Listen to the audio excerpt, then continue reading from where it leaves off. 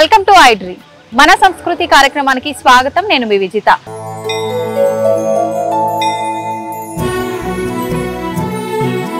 ప్రస్తుతం నేనున్నాను Visakhapatnam ISKCON temple దగ్గర.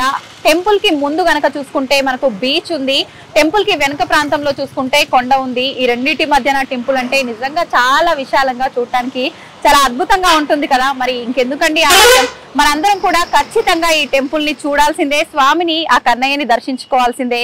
అయితే అసలు ఈ టెంపుల్ కట్టడం వెనకాల అసలు ఎవరి ఆలోచన ఉంది, ఏంటి ఆ ఆంతర్యం ఏంటి, ఇలాంటి విషయాలన్నీ కూడా ఇప్పుడు మేడం ఉన్నారు, మాతాజీ నితాయ్ సేవిని మాతాజీ గారు, వారితో మాట్లాడి ఆలయానికి సంబంధించిన విషయాలన్నింటినీ కూడా అడిగి తెలుసుకునే ప్రయత్నం చేద్దాం.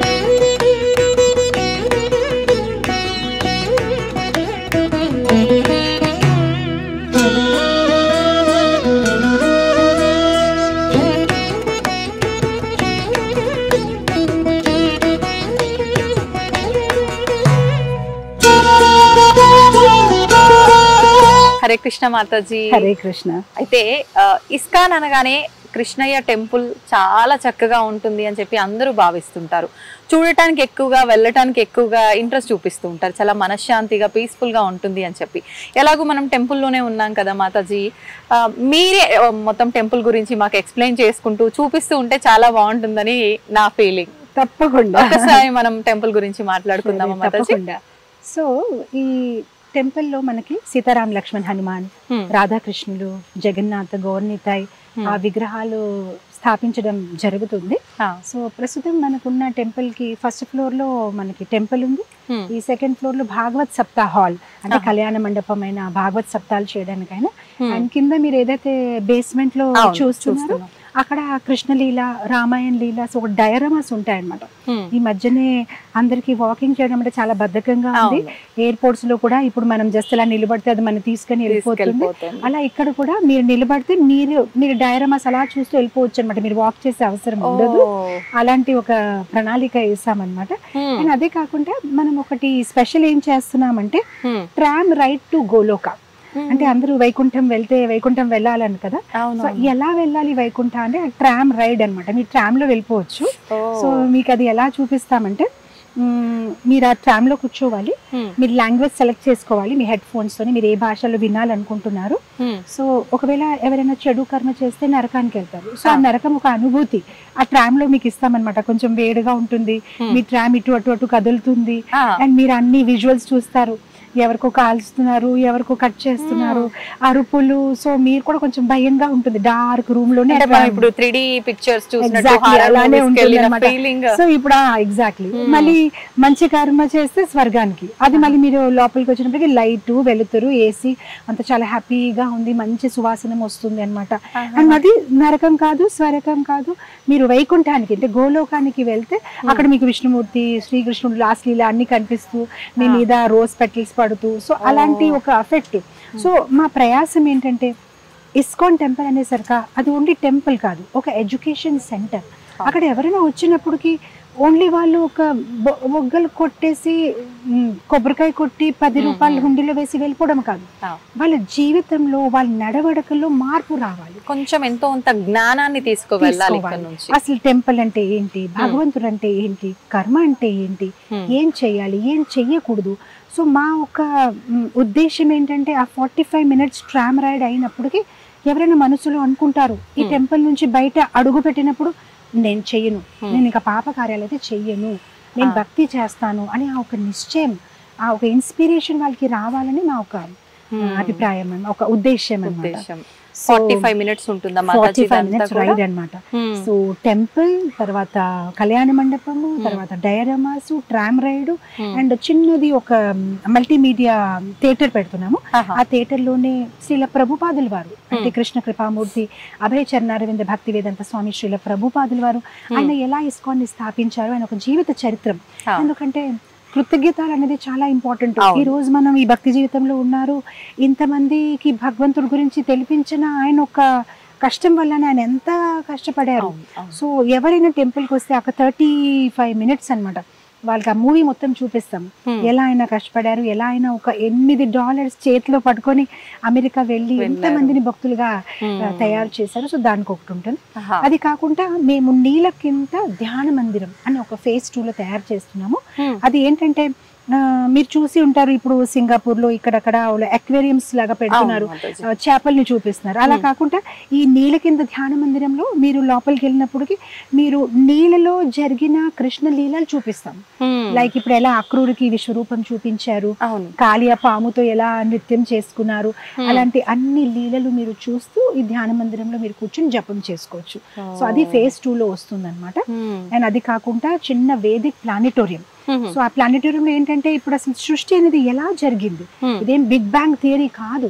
అసలు బ్రహ్మ ఎలా భగవంతుడు ఒక నాభి నుంచి బయటికి వచ్చారు, ఎలా బ్రహ్మ ఈ మొత్తం సృష్టిని చేశారు, అది వైజ్ఞానికంగా అంటే సైంటిఫిక్ గానే మొత్తం అంతా ఎక్స్ప్లెయిన్ చేస్తూ స్టూడెంట్స్ కోసం, కాలేజ్ గోయింగ్ పీపుల్ కోసం అసలు according to our scriptures planets ఎలా ప్లేస్ అయి ఉన్నాయి, ఎక్కడ ఏ గ్రహాలు ఉంటాయి, మన వేదిక భాగవతం ప్రకారం భగవంతుడు ఒక లోకం ఎక్కడుంది అదంతా ఎక్స్ప్లెయిన్ చేయడం కూడా జరుగుతుంది. సో మా ఒక ఉద్దేశం ఏంటంటే ఒక 5-year-old బేబీ నుంచి ఒక 85-year-old పర్సన్ ఇస్కాన్ విశాఖపట్నం లోపల అడుగు వేస్తే వాళ్ళందరి కోసం ఏదో ఒకటి ఉంటుంది. Something to know, something to learn. So already ఒక చిన్న సండే స్కూల్ పిల్లలకి భగవద్గీత స్టోరీస్ నేర్పించడానికి, అండ్ ధ్రువ మహారాజ్, అంబరీష్ మహారాజ్, ప్రహ్లాదుడు, నరసింహ లీలలు చూపించడానికి ఒక థియేటర్. ఎందుకంటే మామూలుగా సినిమాలు చూడడానికి థియేటర్స్ కి ఐనాక్స్ కి వెళ్తున్నాం, ఇక్కడికి వచ్చి ఆ మహాపురుషులు ఒక లీలలు చూడండి, అదే ఆ థియేటర్ ఒక అంబియన్స్ లోని ఆ వాళ్ళ గురించి చూడండి. ప్లస్ ఇక్కడ మేము ఒక చిన్న గోవిందాస్ అన్నమాట, ఎక్కడైతే ఇస్కాన్ ఉంటుంది అక్కడ కర్మ ఫ్రీ డయట్, అంటే మనం ఏం తినినా కూడా దానికి కర్మ ఉంటుంది కదా, మంచి చెడు, కానీ భగవంతుడికి నైవేద్యం పెట్టి తినడానికి కర్మ ఉండదు.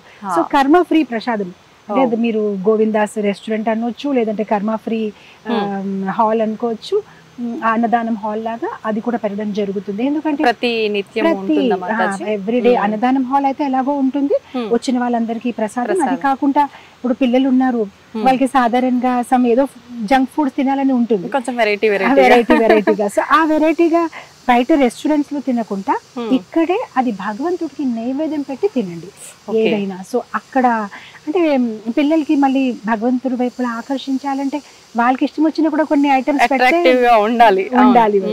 సో అది కూడా త్వరలోనే రెడీ అవుతుంది. సో ఈ మొత్తం కాంప్లెక్స్ లోని టెంపుల్స్, కళ్యాణ మండపమ్స్, halls, restaurants, dioramas, theatre, tram ride, planetarium, under water meditation hall, and ఇక్కడ మొత్తం అంతా గార్డెన్. త్వరలోనే ఇదంతా టెంపరీ స్ట్రక్చర్ ని ఇచ్చేసేసి ఇక్కడ 350 కార్స్ కి parking. So this whole place already మనకి గెస్ట్ హౌస్ ఉంది, around 100 rooms guest house. So the whole plan is that anybody ఎవరైతే ఈ టెంపుల్ కి వస్తారు there is something for them. Food lovers కి ఓకే మాకు ఆధ్యాత్మికత ఓన్లీ ఫుడ్ ఇష్టం అంటే సరే ప్రసాదం తినండి, ఏం అవసరం లేదు, ఓన్లీ భగవంతుడు ప్రసాదం తినండి. లేదు కొందరికి లేదు మాకు జ్ఞానం నాకు ఇంకా నేర్చుకోవాలి, వాళ్ళ కోసం ఒక ఆడియో వీడియో లైబ్రరీ, వాళ్ళు ఎప్పుడు కావాలి వచ్చి ఈ లైబ్రరీలోనే ఉచితంగా భగవద్గీత, భాగవతం, పురాణాలు, శాస్త్రాలు చదవచ్చు. ఎవరికైతే వినాలని ఇష్టం వాళ్ళు వచ్చి భాగవతం ప్రవచనం వినొచ్చు, ఎవరికైతే భజన్స్ అయితే ఇష్టం వాళ్ళు భజన్ చేసుకోవచ్చు, ఎవరైతే ఆ విగ్రహాలు దర్శనం చేయడానికి ఆనందిస్తారు వాళ్ళు భగవంతుడు ఒక అలంకారం చూసుకోవచ్చు.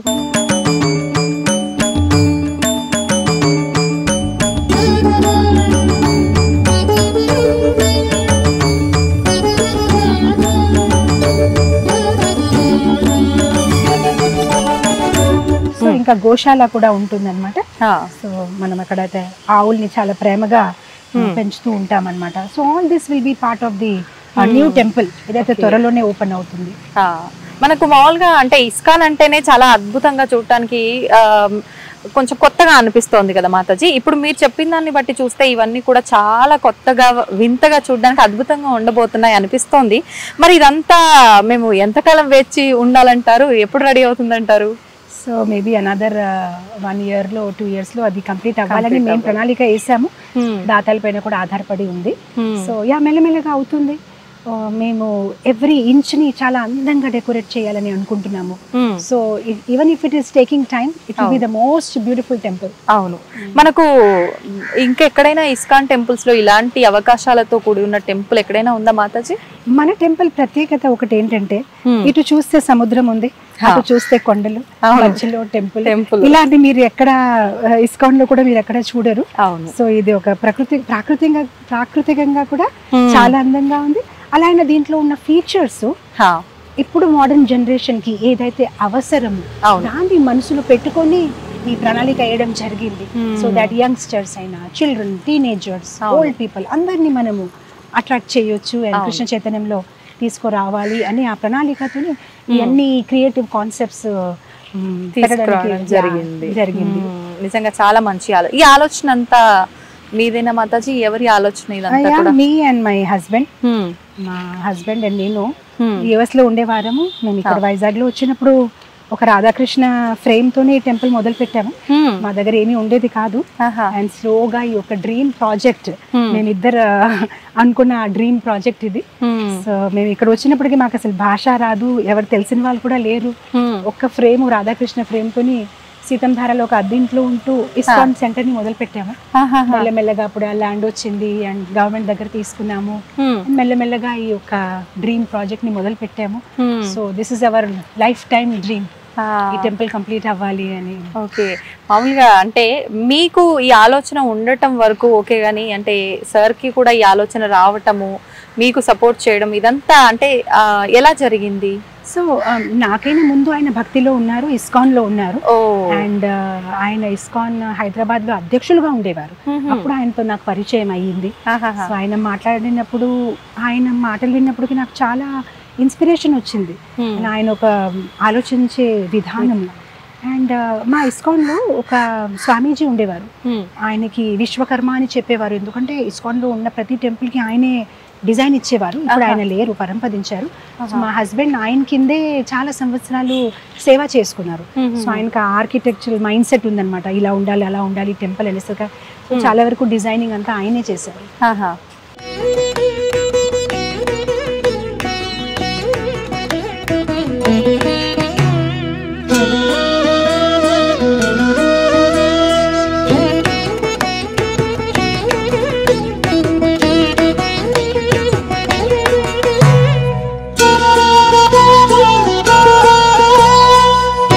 సార్ది చాలా సపోర్ట్ ఉందని చెప్పారు. అయితే మామూలుగా మీరు చెప్పిన దాన్ని బట్టి ఆధ్యాత్మిక వైపు ఉన్న వాళ్ళకి ఎక్కువ దానికి అనువుగా ఉండే ఒక పర్సన్ నే వాళ్ళ లైఫ్ పార్ట్నర్ గా తీసుకురావడం, ఇదంతా భగవంతుడు ఒక క్రియేటివిటీని అనుకోవాలంటారా? తప్పకుండా. కృష్ణుడు ఒక మిరాకిల్స్ ఎలా ఉంటాయి మనం చెప్పలేము. ఆయన అన్ని చేపిస్తారు, ఆయనకి ముందే ప్లానింగ్ ఉంటుంది. ఒక చిన్న ఎగ్జాంపుల్ ఇస్తాను. ఒక రోజు మా గుడి దగ్గర నేను భగవంతుడిని ప్రార్థిస్తున్నాను. ప్రార్థిస్తే వెనక గర్భగుడి చాలా సింపుల్ గా కనిపిస్తుంది. ఇదేంటి ఇక్కడ మంచి గోవర్ధను, నెమలి, ఆవులు ఉంటే ఎంత బాగుంటుంది, పెయింటింగ్ చేస్తే ఎంత బాగుంటుందని ఆలోచించాను. ఇంకంతే చరణామృతం తీసుకొని స్కూల్కి వెళ్ళిపోయాను. స్కూల్కి వెళ్తే మా కోఆర్డినేటర్ అన్నాడు, మేడం మీ రూమ్ లో ఎవరో కూర్చున్నారు, మీతో మాట్లాడతారని అన్నారు. అయితే లోపలికి వెళ్ళాను. ఆవిడ పేరు ఏదో ఉమా గారు అనమాట. ఎస్ చెప్పండి. ఏం లేదండి, నేను మీ క్లాసెస్ వింటూ ఉంటాను, వైజాగ్ వచ్చాను కదా, ఒకసారి మీతో కలుద్దామని. యాక్చువల్గా నేను ఒక పెయింటర్ని, సేవ ఇవ్వగలుగుతారా? యా తప్పకుండా. ఈ రోజే అనుకుంటున్నాను మా గర్భగుడి లోపల గోవర్ధన్ చేయగలుగుతారంటే తప్పకుండా. నాకు 10 స్టూడెంట్స్ ఉన్నారు వైజాగ్ లో, ఎప్పుడు చేయమంటారు? ఈ రోజు. సరే వచ్చేస్తాను సాయంత్రం. అలాంటి ఎన్నో మిరాకిల్స్ అలా ఆలోచించాము. అండ్ కృష్ణుడు ఏదో ఒకటి ఏర్పాటు చేశారనమాట. So I can keep on speaking whole day. మీరు సర్ప్రైజ్ అయిపోతారు how Krishna fulfils hour small small desires అన్నమాట.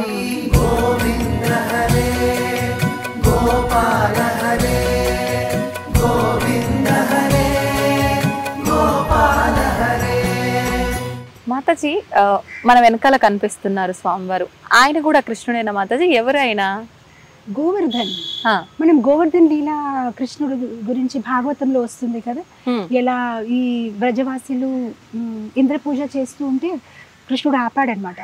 ఎందుకు ఇంద్ర పూజ చేస్తున్నారు, గోవర్ధన్ ని పూజ చేయండి, ఎందుకంటే ఆ గోవర్ధన్ గిరి ఆవుల్ని పోషిస్తుంది, మన్ని రక్షిస్తుంది. అలా చేయడం వల్ల వ్రజవాసులు ఒప్పుకున్నారు. ఒప్పుకున్నప్పటికి ఇంద్రుడికి వచ్చింది కోపము. అప్పుడు తను ప్రళయ మేఘాల్ని వర్షం కురిపించాడు, ప్రళయ మేఘాల్ని పంపించారు. పంపించినప్పటికీ అప్పుడు అందరు వెళ్ళి కృష్ణుడితో అన్నారు, చూసావా ఇప్పుడు నువ్వు ఇంద్రుడికి కోపం తెచ్చావు, ఇప్పుడు నీ గోవర్ధన్ మమ్మల్ని రక్షిస్తాడా ఏంటి, ఎందుకు రక్షించడు అని కృష్ణుడు వెళ్ళి వెంటనే గోవర్ధన్ని ఎత్తారు. ఆయన చిటికిన వేలులోనే గోవర్ధన్ని ఎత్తేసి 7 రోజులు 7 రాత్రులు వ్రజవాసులందరూ ఆ గోవర్ధన్ గిరి కింద ఉన్నారు. అప్పుడు ఇంద్ర అది చూసేసి నాదే తప్పు అని అనుకొని తన అహంకారాన్ని వదిలేసి వచ్చి క్షమాపణ అడిగారు అనమాట. అయితే ఇప్పటికీ కూడా మీరు బృందావన్ వెళ్తే ఆ గోవర్ధన్ కొండ ఉంది, కాకపోతే అదొక పెద్ద కథ. ఇలా గోవర్ధన్ గిరికి కూడా ఒక చిన్న శ్రాపం ఉంది. దానివల్ల అది ప్రతిరోజు ఒక ఆవాల గింజ ఎంత ఉంటుంది సైజు అంత తగ్గిపోతూ వెళ్తారనమాట. ఎందుకంటే ఈ గోవర్ధన్కి పులత్స్యముని గోవర్ధన్ని ఎత్తుకొని తీసుకువస్తున్నారు. కాశీలో కొండలు లేదు కదా, ఈ గోవర్ధన్ని ఉంచుదామని. కానీ బృందావన్ నుంచి పాస్ అయినప్పటికీ గోవర్ధన్కి బృందావన్ లో ఉండాలని ఉంది అని బరువు పెంచేశాడు. బరువు పెంచినప్పటికీ ఇతను ఏంటంటే చాలా బరువుగా ఉందని కొంతసేపు కింద పెట్టి స్నానం ఆచరించారు యమునాలో. వెనక్కి వచ్చినప్పటికీ ఇంకా గోవర్ధన్కి ఎత్తలేకపోతున్నారు. అప్పుడు గోవర్ధన్ అన్నారు, నేను ముందే కదా చెప్పాను షరత, నాకు కింద పెడితే ఎక్కడ పెడితే అక్కడే ఉండిపోతాను, ఇంకా నేను మీతో రాను, నేను బృందావన్లో ఉండిపోతాను. అప్పుడు పులత్స్యమునికి వచ్చి కోపము, ఇదంతా నీ ప్రణాళికయే, కావాలని నువ్వు బరువు పెంచావు, పో నీ సైజ్ తగ్గిపోతుంది, రోజు రోజుకి ఒక ఆవాల గింజ ఎంత ఉంటుంది అంత తగ్గిపోయి వస్తావు. అందుకోసం మీరు గమనిస్తే మనం భాగవతంలో చదివితే గోవర్ధన్ చాలా ఎత్తుగా ఉంది, కానీ ఇప్పుడు మనం కలియుగంకి వచ్చేసరికి చూస్తే ఇప్పుడు చాలా చిన్న కొండ ఉన్నది. అయితే భక్తులందరూ కృష్ణ భక్తులు ఏం చేస్తారంటే ప్రపంచవ్యాప్తంగానే ఆ గోవర్ధన్ నుంచి కొంచెం ఒక శిల తీసుకొచ్చేసి పూజిస్తూ ఉంటారనమాట. సో గోవర్ధన్కి కృష్ణుడికి ఎటువంటి తేడా లేదు కనుక మీరు చూసారా ఆ కళ్ళు, ఎందుకంటే ఆ రోజు గోవర్ధన్ ఎత్తి ఎప్పుడైతే భగవంతుడు వ్రజవాసుల్ని కాపాడారు 7 రోజులు 7 రాత్రులు కాపాడిన తర్వాత ఎప్పుడైతే గోవర్ధన్ కొండకి కింద పెట్టేశారు అప్పుడు గోవర్ధన్ కి పూజ కూడా చేశారన్నమాట. దాని ముందు కూడా గోవర్ధన్ పూజ చేశారనే కదా అతను అలిగాడు ఇంద్రుడు. సో ఆ గోవర్ధన్ పూజ చేసినప్పుడు ఏంటంటే గోవర్ధన్ కి అన్ని రకాల నైవేద్యాలు ఆఫర్ చేశారు. ఆఫర్ చేసినప్పటికీ వ్రజవాసులందరూ ఆలోచిస్తారు ఇది ఒక కొండ కదా, కొండ ఏమైనా తింటుందా అని. సో వాళ్ళు ఒక ఫేత్ ని పెంచాలని కృష్ణుడే గోవర్ధన్ కొండలాగా ఎక్స్పాండ్ అయిపోయి మొత్తం భోజనాన్ని స్వీకరించారు. అందుకోసం ఆ ముక్కు కళ్ళు అన్ని పెడతామన్నమాట. ఎందుకంటే గోవర్ధన్ కి కృష్ణుడికి ఎటువంటి వ్యత్యాసం లేదు. ఒక్కొక్కసారి కృష్ణుడు భక్త రూపంలోనే వస్తారు, వచ్చి ఒక్కొక్కసారి సేవని స్వీకరిస్తారు, ఒక్కొక్క సేవని అందిస్తారు, ఒక్కొక్కసారి సేవని అందిస్తూ ఉంటారు. అదే చెప్పాలని అనుకుంటున్నాను. ప్రతి చెట్టు మీద చూసారా శ్రీ రాధా అని రాసి ఉంది. ఇది మొత్తం బృందావన్. మీరు గమనించండి, అక్కడ గోపికలు ఉన్నారు, అక్కడ కృష్ణుడు ఆడుకుంటున్నారు. అది కుసుమ్ సరోవర్ గోవర్ధన్ లో ఉన్న ప్లేస్ అన్నమాట. అది కుసుమ్. దాని విశిష్టత గురించి ఒక 2 మాటలు. అక్కడ చాలా స్పెషల్ పాస్టమ్ అయ్యేది. కుసుమ్ సరోవర్ పక్కనే చాలా చెట్లు ఉన్నాయన్నమాట. చెట్ల పైన మంచి పువ్వులు ఉన్నాయన్నమాట. సో రాధారాణి ఒక్కొక్కసారి ఏంటంటే సూర్య పూజ కోసము వెళ్ళి ఆ చెట్ల నుంచి పువ్వులు తింపుతూ ఉంటారు. సో అది ఆ కొమ్మ పైకి ఉంటుంది కదా, ఒక్కొక్కసారి కృష్ణుడు ఏం చేసి మారవేషం వేసేసి ఆ కొమ్మ పైన కూర్చుని కొమ్మని ఇలా కిందకి పెట్టేసరికి రాధారాణి ఆ పువ్వులు తీసుకుంటున్నారు. ఒక్కొక్కసారి ఇంకా పైకి అలా చేతేసినప్పటికీ కృష్ణుడు ఆ కొమ్మ మీద నుంచి నిలబడిపోతారు. నిలబడిపోయినప్పుడు ఏమవుతుందంటే రాధారాణి కొమ్మకి వేలాడుతూ వెళ్ళిపోతారు అనమాట. అలా పట్టుకొని వేలాడతారు. అప్పుడు కృష్ణుడు ఇంకా ఆవిడని టీస్ చేసి నీ కింద దింపాలా లేదా ఇది అది ఆవిడని ముద్దులు వేసుకొని. కుసుమ్ సరోవర్, కుసుమ్ అంటే పువ్వులు, కుసుమ్ సరోవర్ అంటే ఏ సరోవర్ చుట్టూ ఆ పుష్పాలు ఉన్నాయి ఇక్కడ మనం చూస్తున్నాం. అవును, అది కుసుమ్ సరోవర్. సో అలా ఇక్కడ చూసింది అన్ని మీకు బృందావన్ ని గుర్తు తెచ్చుకుంటుంది. బృందావన్ లో కూడా ప్రతి చెట్టు మీద రాధా రాధా రాసి ఉంటుంది, గోవర్ధన్ గిరి ఉంటుంది, యమున ఉంటుంది, ఆ కాళియా కృష్ణుడు ఉంటాడు. సో ఒక బృందావన్ ని మీరు గుర్తు చేసుకోవాలి. అనుభూతి కలగడం కోసం మొత్తం అలానే ఆర్గనైజ్ చేయడం జరిగింది. ఇప్పుడు మనకు విషయానికి వస్తే కూడా, కొండ విషయానికి వస్తే కూడా మామూలుగా కట్టడం ఏదైతే ఉంటుందో అలా కట్టేస్తూ ఉంటారు, కానీ ఇక్కడ స్టోన్ ని తీసుకొచ్చి అలా ఒక అనుభూతి కలగడం కోసం ఇలా క్రియేటివ్ గా ఆలోచించి పెట్టారా మాతాజీ? అవునండి, చాలా బాగుంది. మాతాజీ, ఈ చెట్టు ప్రత్యేకించి ఇక్కడ పెట్టడం వెనకాల ఏమైనా రీజన్ ఉందా? నార్మల్ గా పెట్టడం జరిగింది. కాకపోతే ఇంకా టెంపుల్ కడుతున్నాం కనుక ఫ్యూచర్ లో కదంబ చెట్లు, తమ చెట్లు, ఏదైతే కృష్ణుడికి ప్రియమైన చెట్లు అదంతా ప్లానింగ్ లో చేయడం జరుగుతుంది. టెంపరీగా తయారు చేయడం జరిగింది. ప్రస్తుతానికి అంటే మనకు అవును. భవన నిర్మాణంలోనే ఉంది ఉంది కాబట్టి కాబట్టి, ఇలా అవును. ఓకే. అయితే మీరు చూస్తే కృష్ణా అనేసరికి నెమలి ఉంటుంది, అలానే మీరు చూస్తే ఆవులు ఉంటాయి, అవును, కోతులు ఉంటాయి. కోతులు ఉన్నాయి. ఇక్కడ మనకి ఒక గోశాల కూడా ఉంది. ఓకే. అక్కడ మనం ఆవుల్ని బాగా ఎన్ని ఆవులు ఉన్నాయి మాతాజీ? ఇప్పుడు మనకు ఒక 50 ఆవులు ఉన్నాయి. 50 వరకు ఉన్నాయి. సో ఆ ఆవుల్ని కూడా మేము చాలా ప్రేమతో వాళ్ళని, కృష్ణుడికి ప్రేమైన అవును అవును. ఆవులు అన్నమాట.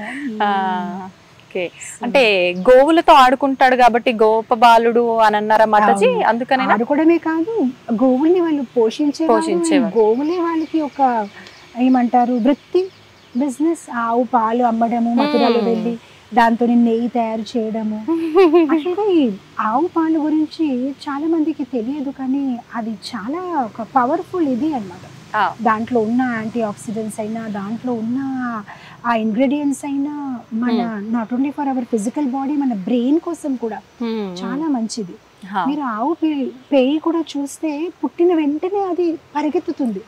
అదే మీరు బఫెలోస్ చూస్తే అది అలా పడుకునే సమయం తీసుకుంటుంది. పెద్దవాళ్ళు చెప్తారంటే ఆవు పాలు తాగితే చాలా ఎజైల్ గా, యాక్టివ్ గా తయారవుతారు. బఫెలో మిల్క్ తాగితే బద్ధకంగా. ఇన్ఫాక్ట్ నాకు ఒక కథ గుర్తొస్తుంది, ఇది నిజమైన కథ. బ్రిటిష్ గెజెటెడ్ డాక్యుమెంట్స్ లో ఉంది.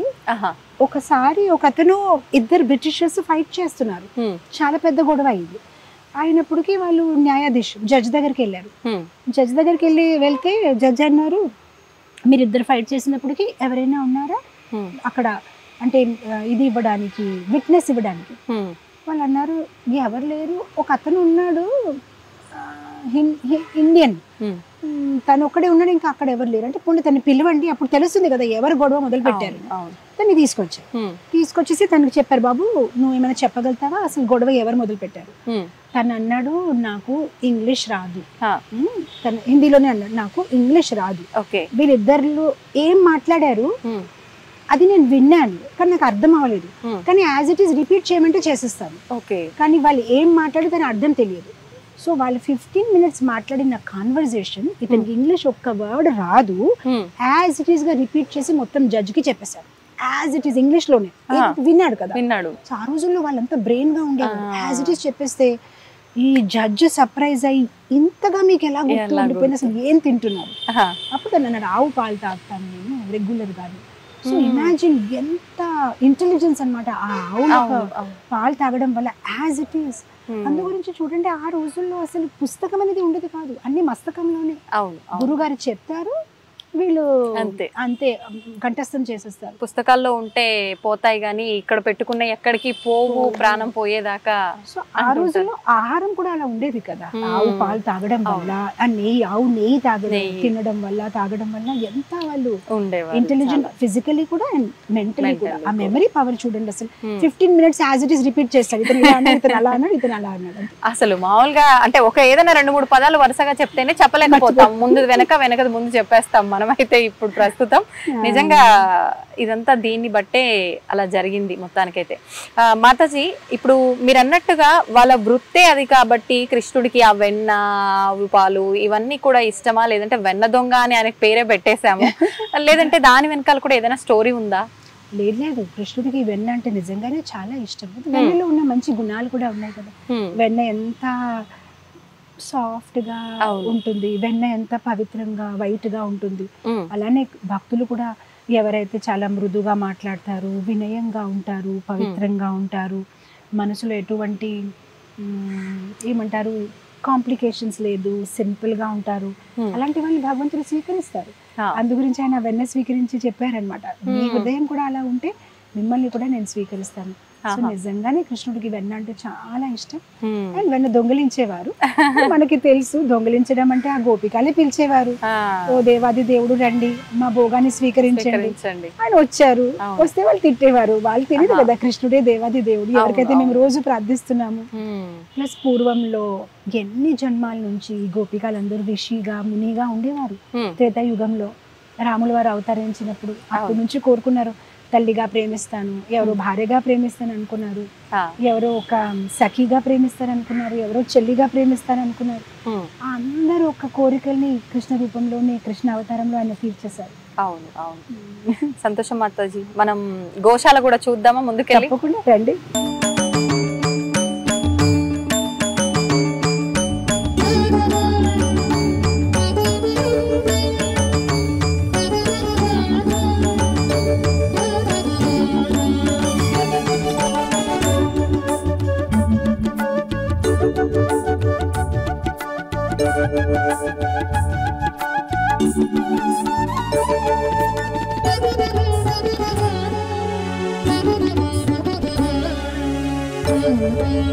రాధాకృష్ణుల్ని చూడగానే చాలా ముగ్ధ మనోహరంగా అలానే చూస్తూ ఉండిపోవాలనిపిస్తుంది. అంటే ఇప్పుడు స్వామివారిలో రాధాదేవిలో కళ ఉన్నప్పటికీ మనం అలంకరించే విధానంలో కూడా ఇంకొంత కళ సంతరించుకుంటుంది అనే చెప్పాలి. నిజంగా వాటన్నిటి గురించి అలంకరణ విషయంలో కానీ మామూలుగా మనం ఆలయాల్లో చూస్తుంటాం, కొన్ని ప్రత్యేకమైన రోజుల్లో విశేషమైన పూజలు జరగటం, విశేషమైన అలంకరణలు జరగటం చూస్తుంటాం. ఇక్కడ రాధాదేవికి కన్నయ్యకి ఎలాంటివి జరుగుతూ ఉంటాయి వాటన్నిటి గురించి? తప్పకుండా. అయితే మీరు ఇక్కడ చూస్తున్నారు రాధా దామోదర్. మీరు గమనిస్తే ప్రతి ఇస్కాన్ టెంపుల్ కి విగ్రహాలకి వేరే వేరే పేర్లు ఉంటాయన్నమాట. రాధా దామోదర్, రాధా మదన్ మోహన్, రాధా కుంజ బిహారీ, రాధా రమణ్, రాధా గోవింద్, రాధా గోపీనాథ్ అలా ఉంటాయి. మా విగ్రహాల పేరు రాధా దామోదర్. అంటే అలా ఎవరికి నచ్చినట్టుగా వాళ్ళు గురువులు ఇస్తారు. సో దామోదర్ అంటే మీకు తెలుసు కదా, ఎవరికైతే ఉదరం మీద దామ్ యశోదామాత కట్టారు కదా, సో ఆ దామోదర్ అనమాట. ఇటు మీరు చూస్తున్నారా చిన్న గోవర్ధన్ శిల ఉందన్నమాట. ఇందాక మనం గోవర్ధన్ శిల గురించి చర్చించాము. ఆ గోవర్ధన్ శిలకి పూజిస్తూ ఉంటాము. ఇది రాధా దామోదర్ మూల విగ్రహాలు, అర్చ విగ్రహాలు. రోజు ఈ విగ్రహాలకి అభిషేకం అవుతూ ఉంటుంది అనమాట. సీతారాం లక్ష్మణ్ హనుమాన్, గోర్ నితాయ్ కలియుగంలో నిత్యానంద అండ్ చైతన్య మహాప్రభు, కృష్ణ బలరామ ఒక అవతారం అనమాట. అండ్ జగన్నాథ స్వామి సుభద్రాదేవితోని సుదర్శన్ చక్ర, అక్కడ తులసిని పూజిస్తూ ఉంటారు. పక్కనే నరసింహస్వామి లక్ష్మీదేవితో విరాజితులై ఉన్నారు. అండ్ ఇక్కడ మీరు చూస్తున్నారు కదా గురువులు అన్నమాట. మొత్తం అంతా పరంపరలో ఎవరైతే కృష్ణ భక్తి ప్రభుపాదుల వారు ముందు ఉన్న గురువులు, వాళ్ళ గురువులు ఈ మొత్తం అంతా బ్రహ్మ మాధవ గౌడీయ సంప్రదాయ కృష్ణుడి నుంచి మొదలయ్యింది అనమాట. సో అలా అంటే ఇప్పుడు కృష్ణుడి తర్వాత మొదట గురువుగా బ్రహ్మ నుంచి అంత వరుసగా. ఇక్కడ చాలా ప్రోగ్రామ్స్ అవుతూ ఉంటాయి. శిల ప్రభుపాదుల వారు మా జీవితాన్ని, భక్తుల యొక్క జీవితాన్ని ఎలా చేసేసారంటే ప్రతిరోజే పండుగ. మాకు కంటిన్యూస్ గా జూలై వచ్చేసరికి రథయాత్ర ఉంటుంది. జగన్నాథ స్వామికి మేము ఊరేగింపు తీసుకెళ్తాము. మళ్ళీ ఆగస్ట్ వచ్చేసరికి జన్మాష్టమి ఉంటుంది. చిన్న కృష్ణుడిని ఉయ్యాలలో పెట్టి అభిషేకం చేసి మధ్యరాత్రి వరకు జన్మాష్టమి ప్రోగ్రామ్ ఉంటుంది. మళ్ళీ సెప్టెంబర్ వచ్చేసరికి రాధారాణి ఆవిర్భావించిన రోజు ఉంటుంది. ఆ తర్వాత కార్తీక మాసం మొదలవుతుంది. సో మేము నెలంతా యశోదా దామోదర్ని పూజిస్తూ ఉంటాం అనమాట. దామోదర్ మాసం కంప్లీట్ అయ్యేసరికి మన ఇది వచ్చేస్తుంది, గీతా జయంతి ప్రోగ్రామ్ వచ్చేస్తుంది, మోక్షద ఏకాదశి. అండ్ ఆ తర్వాత ప్రత్యేకమైన కార్యక్రమం వైకుంఠ ఏకాదశి. వైకుంఠ ఏకాదశిలో మేము వైకుంఠ ద్వారం అనేది కడతాము. అండ్ అదే కాదు, ఆ రోజు రాధారాణికి కృష్ణుడికి బాలాజీ అలంకారం ఉంటుంది. సో చాలా ప్రత్యేకంగా ఉంటుంది. అండ్ ఆ రోజు మేము పుష్యాభిషేకం చేస్తాం పుష్పాలతో. సో మీరు ఆ రోజు కనుక గుడికి వస్తే మీరు రాధాకృష్ణుడు కళ్ళు మాత్రమే కనిపిస్తుంది, మొత్తం అంతా పువ్వులతో నిండిపోయి ఉంటారు, రకరకాలమైన పువ్వులు. సో 2 రోజుల నుంచి భక్తులు ఆ సేవలో ఉంటారు, ఆ కైంకర్యం చేస్తూ ఉంటారు, పెటల్స్ ని తీస్తూ ఉంటారు. అండ్ ఆ తర్వాత హోలీ ఫెస్టివల్ కూడా మాది ఏంటంటే వైకుంఠ ఏకాదశి రోజు ఫ్లవర్ హోలీ ఆడుకుంటాం. సో ఒక్కరిపైన ఒక్కరు ఆ ఫ్లవర్ ని చేయడము, సో అది చాలా ప్రత్యేకమైన కార్యక్రమం ఉంటుంది. ఆ తర్వాత మళ్ళీ నిత్యానంద త్రయోదశి, గౌర పూర్ణిమ, మన గౌర్ నిత్యానంద చైతన్య మహాప్రభు ఆవిర్భావించిన, అది కూడా చాలా గొప్పగా ఆ పండుగ చేస్తూ ఉంటాము. అదైన వెంటనే మళ్ళీ శ్రీరామనవమి వస్తుంది. శ్రీరామనవమి ఏప్రిల్లో వచ్చినప్పటికీ మళ్ళీ మేలో నరసింహ చతుర్దశి, అది కూడా చాలా గ్రాండ్ గా. సో సంవత్సరం అంతా అండ్ సమ్మర్ అయ్యేసరికి పిల్లలు ఒక రెసిడెన్షియల్ క్యాంప్ ఉంటుంది. సో ఆల్ ఓవర్ వరల్డ్ నుంచి అందరు వస్తారు. సో ఇయర్ అంతా ఏదో ఒక ప్రోగ్రాము, ఏదో ఒక పండుగ మాతాజీ. మామూలుగా వసంత పంచమి రోజు కృష్ణుడు హోలీ ఆడినట్టుగా మనకు తెలుస్తుంటుంది కదా పురాణాల్లో. ఆ రోజున ఏదైనా జరుగుతూ ఉంటుంది? మాకు శరత్ పూర్ణిమ, వసంత పంచమి అన్ని రోజుల్లో కూడా ప్రత్యేకమైన అలంకారం ఉంటుంది భగవంతుడికి. కలర్స్ ఆల్సో, ఏదైతే ఇప్పుడు మీరు బట్టలు చూస్తున్నారు దానికి కూడా ఒక సిస్టమ్ ఉంది. సోమవారం ఏ రంగు పెట్టాలి, శరత్ పూర్ణిమ రోజు భగవంతుడికి ఎలా అలంకరించాలి, వసంత పంచమి రోజు ఎలా అలంకరించాలి, అన్ని ఒక ఆగమ శాస్త్రాలు ఏదైతే ఉన్నాయో దాని ప్రకారం జరుగుతూ ఉంటాయి అన్నమాట. ఏ పువ్వు ఇవ్వాలి, ఆ రోజు ఏం నైవేద్యం పెట్టాలి, అన్ని దాని ప్రకారం ఒక పంచరాత్రిక విధిలోనే వాళ్ళు పాటిస్తూ శాస్త్ర ప్రకారంగానే శాస్త్ర ప్రకారం. మామూలుగా మనం ఏ ఆలయాల్లో విగ్రహమూర్తులకి చూసినా కూడా కుట్టకుండానే వస్త్రం డైరెక్ట్ గానే అలా చేస్తున్నట్టుగా మనం చూస్తూ ఉంటాం. కానీ ప్రత్యేకించి రాధాకృష్ణుల దగ్గరకు వచ్చేసరికి డైరెక్ట్ గా మనకు అది ఒక వస్త్రం మనకి రెడీ అయిన తర్వాత ఎలా ఉంటుందో అలానే వస్త్రాలు ధారణ చేయడం అనేది జరుగుతుంది. ఎందుకని మాతాజీ? ఇక్కడ ఫర్ అస్ కృష్ణ ఇస్ ఇదేం స్టాచ్యూ కాదు, సాక్షాత్ కృష్ణ నందనందన. సో దాన్ని చాలా బాగా అలంకరిస్తాము. ఎండాకాలంలోనే ఆయనకి షర్ట్ తీసేస్తామన్నమాట, కొంచెం ఆయనకి గాలి రావాలి అని కొంచెం కాటన్ లో వేపిస్తాము. అలానే రాత్రి నిద్రపోయే ముందు ఇదన్నీ అలంకారం తీసేసి ఆయనకి నైట్ డ్రెస్ వేస్తాము. వింటర్ టైంలో ఆయనకి షాల్ వేస్తాము, ఆయనకి క్యాప్ వేస్తాము, అన్ని ఆయనకి వులెన్ క్లాత్స్ వేస్తాము. అన్ని కృష్ణుడు మనం ఎలా ఉంటాము అన్ని ఆయనకి, అంటే మానవ రూపంలో మనతో తిరుగుతున్నారు అనే భావనతో అన్ని ఆయనకి సౌకర్యాలు చూస్తారు మనం ఎలా అయితే చూసుకుంటామో. నైవేద్యం కూడా వింటర్ టైంలో వేరేగా ఉంటుంది, నైట్ ఆయనకి హాట్ మిల్క్ ఉంటుంది. సో అలా ప్రతిదీ ఆయనకి 6 times ఉంటుంది. 6 times ఆయనకి డిఫరెంట్ గా టిఫిన్స్ ఉంటాయి, అన్ని రకాలుగా ఆయనకి. మామూలుగా సౌత్ ఇండియాలో వాళ్ళు ప్రసాదం అంటే దద్దోజనం పులిహార అనుకుంటారు, కానీ మా శిల ప్రభుపాదుల వారు అన్నారు టెంపుల్లోనే భగవంతుడికి మనం ఏదైతే నైవేద్యం పెడుతున్నాం, మనం ఏదైతే తింటున్నాం అన్ని ఆయనకి నైవేద్యం పెట్టాలి, అది ప్రసాదం కింద మారుతుంది. సో ఇక్కడ భగవంతుడికి ప్రతిదీ ఆఫర్ చేయడం జరుగుతుంది. ప్రత్యేకించి ఏదో ఒక సందర్భంలో నాకు గుర్తులేదు కానీ మాతాజీ చాలా రకాల వెరైటీస్ నైవేద్యాలన్నీ చేసి భగవంతుడికి నివేదన చేస్తారు. అది ఎప్పుడు? గోవర్ధన పూజ. గోవర్ధన పూజ చాలా బాగా అది కూడా మన దగ్గర జరుగుతుంది. 1008 వెరైటీస్ ఉంటుంది. అప్పుడు ఏంటంటే ఒక రిప్లికా గిరి గోవర్ధన్ కడతాము, హల్వాతోని, కేక్ తోని, రైస్ తోని. సో మొత్తం కొండనే మీరు తినొచ్చు, మొత్తం హల్వాతో తయారు చేయబడుతుంది. ఆ కాలీఫ్లవర్ తో ట్రీస్ ని తయారు చేయబడుతుంది, ఆ పిస్తాలతో రోడ్స్ ని తయారు చేయబడుతుంది. ఆ మొత్తం అంతా గిరి గోవర్ధన్ కట్టి దాన్ని 3 సారి పరిక్రమ చేసి ఆ రోజు ఆ లీల చెప్పుకొని ఎలా ఆ రోజు బ్రజవాసుల్ని కృష్ణుడు కాపాడారు, గోవర్ధన్ పూజ ఎలా చేశారు, ఆ వృత్తాంతం విని ఆ తర్వాత భక్తులు ప్రేమతోని అందరు తీసుకొస్తారు. గుడిలోనే కాదు, మొత్తం అందరూ ఆ రకాల వంటలు, పిండి వంటలు తీసుకొని వస్తారు. అదంతా భగవంతుడు నైవేద్యం పెట్టిన తర్వాత భక్తులు అందరికీ పంచడం జరుగుతుంది. సో అది చాలా చాలా గ్రాండ్ మహోత్సవం అన్నమాట. మొత్తానికి మనం కృష్ణుడి మాయల గురించి మాట్లాడుకుంటాము, ఆయన చేసే మాయల్లో మనము అనుభూతి పొందుతుంటాం, కానీ ఆయన చేసే ప్రతి విధానం కూడా ఇలా వింత వింతగానే ఉంటుంది. అయితే మొత్తానికి చాలా సంతోషంగా ఉంది మాతాజీ. నిజంగా నేను మొదటిసారి వింటున్నా ఇలాంటి విషయాలన్నీ కూడా. ఒక ఆలయంలో ఇలాంటివి జరుగుతాయి భగవంతుడికి, అంటే మానవులకి ఏదైతే జరుగుతున్నాయో అలాంటి సేవలన్నీ కూడా భగవంతుడికి చేస్తారు అని అంటే కొంచెం వినడానికి ఆశ్చర్యంగా ఉంది, కానీ చాలా బాగుంది. సంతోషం మాతాజీ, చాలా మంచి విషయాలు తెలియజేశారు. మాతో పాటు మీరు ఉండి అంతా మాకు తిప్పి చూయించి చాలా మంచి విషయాలన్నీ కూడా తెలియజేశారు మాతాజీ. ధన్యవాదాలు. హరే కృష్ణ.